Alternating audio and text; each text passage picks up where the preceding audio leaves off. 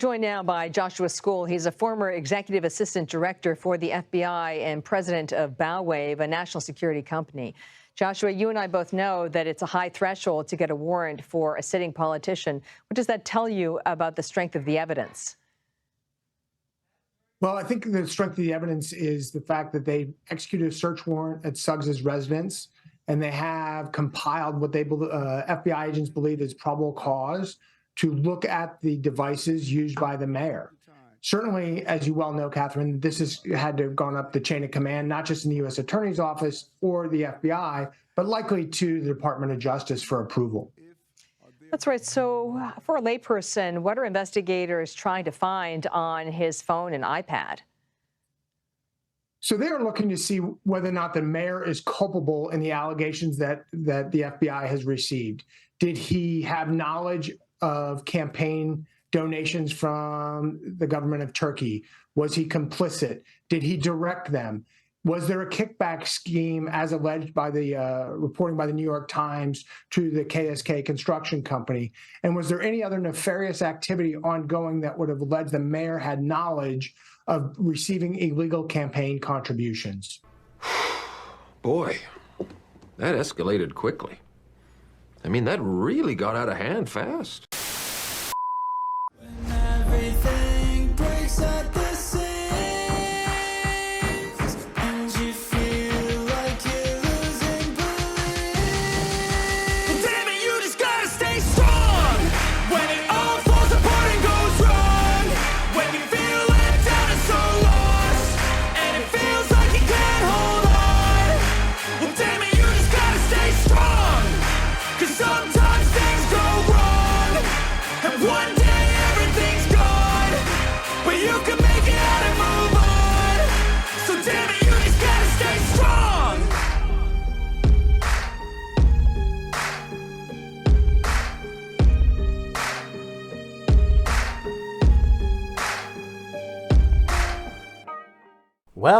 Well, this campaign finance investigation by the FBI on Eric Adams is getting deeper by the minute as we see the curtains, the doors being opened, the evidence that's being put forward by the FBI. This past week, we just found out that his electronic devices, his cell phone, his iPad, were taken by the FBI to be looked at. I mean, this is the things that, you expect out of an investigation. People say, well, he hasn't been charged yet. Well, they're not finished with their investigation yet. Give it a little time, because things are coming out even from stuff from several years ago. I mean, this goes back a couple of months ago where 6 people have been charged with campaign finance violations. They're going to jail, and it happens to be because of the Eric Adams election. You have more and more looking at more Turkish construction companies being linked to Eric Adams. I mean, these are companies that have big contracts with New York City. Think about that for a minute. Where did these contracts come from?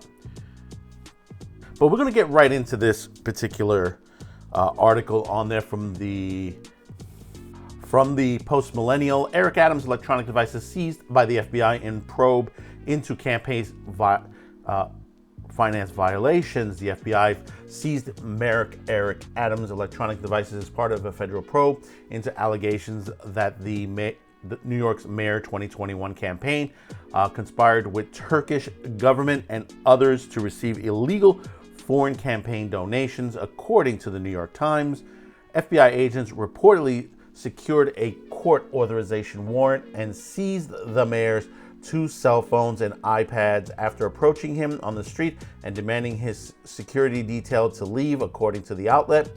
The seizure occurred earlier, this was last week, and his devices have been since returned. I wonder why the head of Project Veritas hasn't had his stuff returned yet.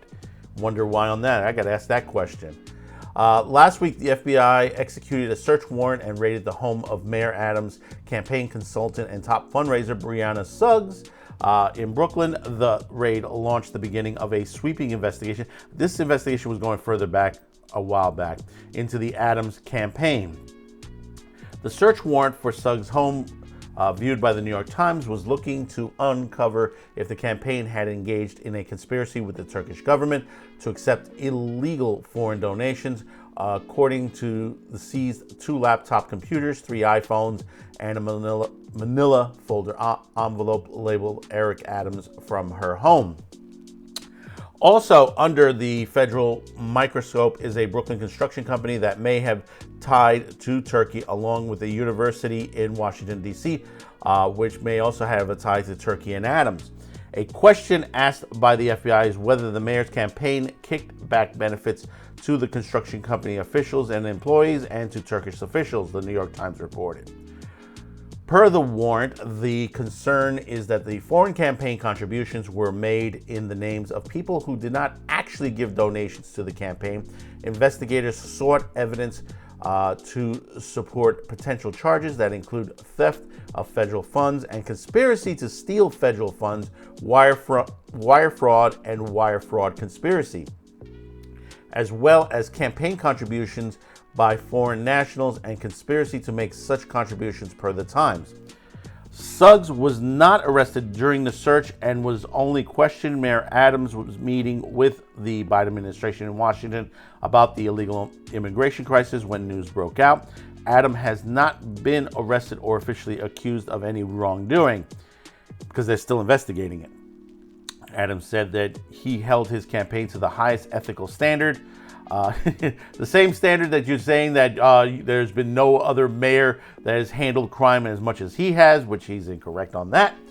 So we'll see how much more he is on this as well. He has also said law enforcement has not contacted him specifically. Adam has made at least 6 or 7 trips to Turkey while he was in Brooklyn. He was a Brooklyn borough president paid by the Turkish government.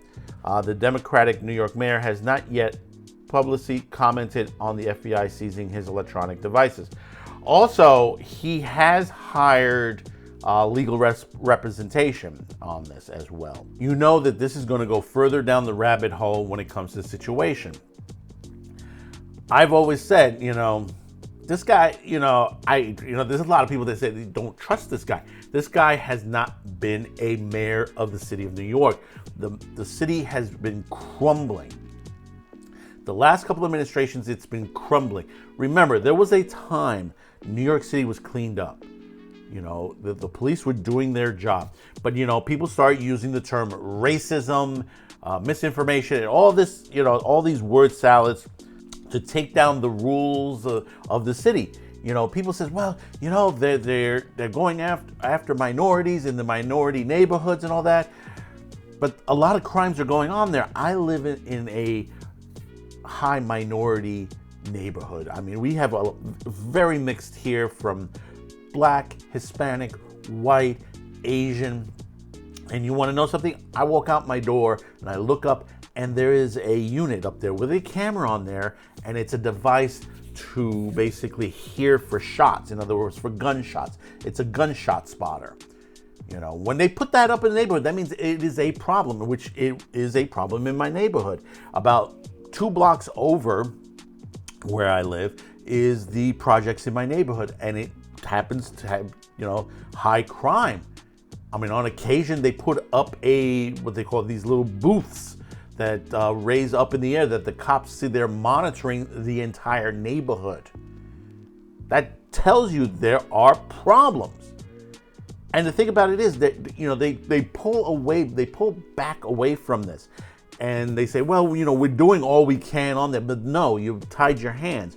Queens, Roosevelt Avenue, you have, the red light district there, day and night. And the same thing in the Bronx, the same thing in Brooklyn, same thing in Staten Island.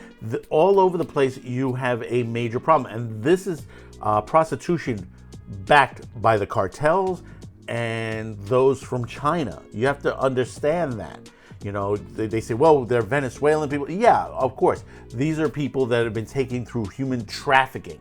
These are people who've crossed the border on one side and basically have been taken in, and they have been brought here to work for the cartels and China. But nothing's being done about it. The cops are sitting there. The cops are right there in the corners. You know, you've seen the videos from The Streets and from Action Kid and many others who have documented these situations. You know, Eric Adams says, well, I went there at 1 o'clock in the morning.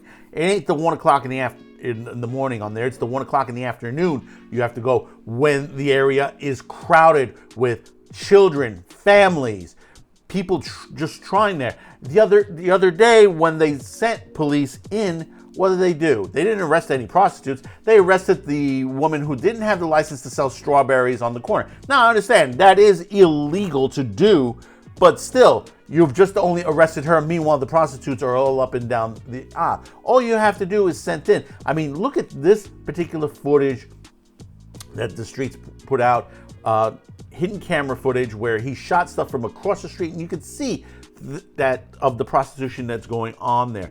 The ladies that are outside are sort of like the madams, and they bring the guys in and they come back out again, continuing to bring people into their so-called massage parlors on there, which basically they're not licensed as massage parlors. They're just basically someone has taken, rented these places out. Now you may say, well, blame the landlords. There's a fine line with that, because depending on how these things were signed off on. Remember that. You know, they say, well, they're making money. No, they're also following the law, because there are discriminate. You know, someone can come in and say, well, I'm just renting out the apartment. I'm renting out, I have this a medical business, a license and stuff like that. That's as far as they can do. They can do a background check as much as they can, and if it clears, they're going to rent that place out. You know, then you have the drug mills, you know, the cannabis law that basically, you know, has been total failure. Over 8,000 illegal smoke shops in New York. And then meanwhile, they're putting money into these robots that are patrolling the underground that basically cost thousands and thousands of dollars, but not putting that thousands of dollars into hiring more police. Why do we need the robots? You understand? We need boots on the ground on that. And then on top of that, you spent a lot of money, thousands of dollars on garbage cans, which you could have gotten for half the price, but you wanted style in the neighborhood. They're garbage cans. They're going to be wrecked within a couple of months on there. But this is the situation that's going on here in New York City.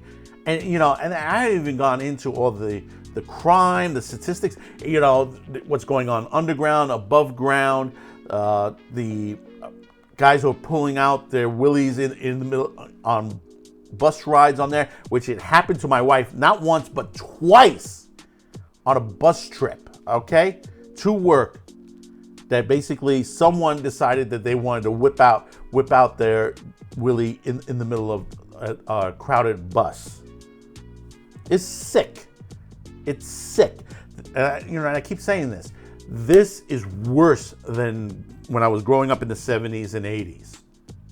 Yes, we had high crime and all that, and the way things look. All you got to do is look at some of the older movies, Fort Apache the Bronx and some of the others, that just showed you details in the background of the way the neighborhoods looks. We're headed back down in that direction. You know, we've gone beyond it as far as the crime situation is.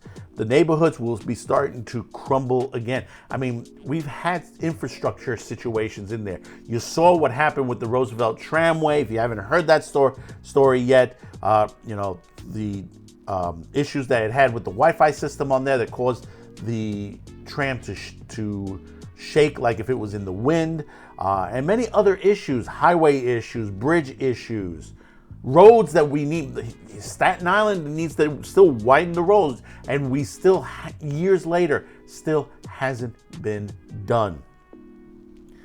And this particular mayor has made it even worse to the situation. And if he's being bribed by other countries, yes, this needs to be fully investigated.